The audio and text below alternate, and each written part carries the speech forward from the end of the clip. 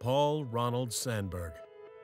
Born in Florida into modest circumstances, Sanberg and his family moved across the country to pursue opportunities in California. One of 5 children, he was the only one in his family to earn a bachelor's degree. As a child, I always looked at things in many different ways. I was constantly exploring, I was constantly trying to change my environment, always looking for ways to do things, better.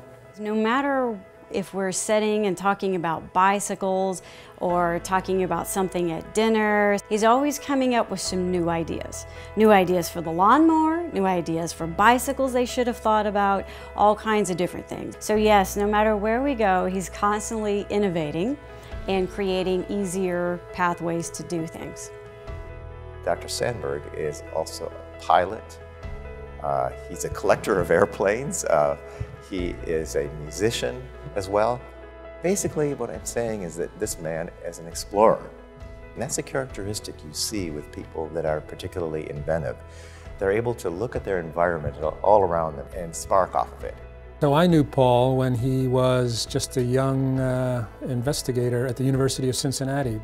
Even then, he was a force of nature, creating space in the university for his entrepreneurial research, his science, already interested in stem cells to repair brain tissue before it became popular.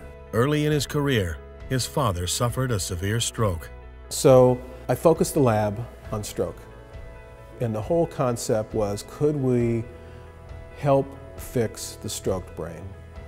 And that's when we really moved forward.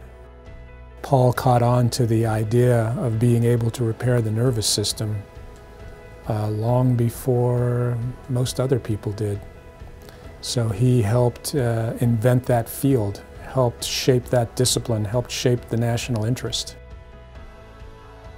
One of the hardest things that I dealt with was, how can I still have a strong academic career and still have an inventive and a translational career?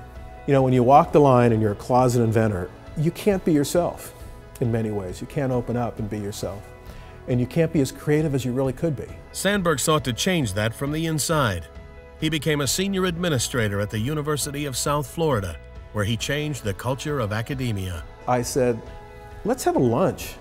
Let's invite anybody at USF who's on the faculty or staff, and if they have an issued US patent or a patent from some other country, come and have lunch with us.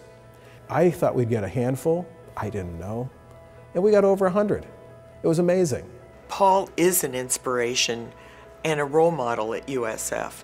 As the Senior Vice President for Research Innovation and Economic Development, he's been absolutely instrumental in making a difference and raising the profile of the University of South Florida.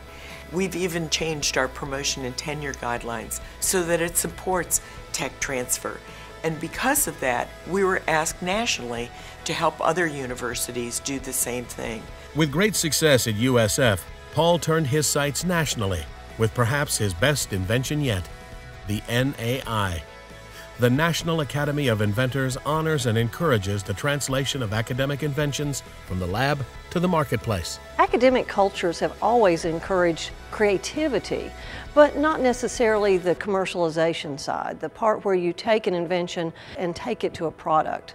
What Dr. Sanberg has brought with NAI is a focus on celebrating that culture and acknowledging that culture. Dr. Sanberg, with the NAI, is trying to redress this balance between invention and research, and his concern is to change the value system for universities, that you can have creativity, you can have deep knowledge, and still actually be practicing invention out there. That's been really the great American contribution.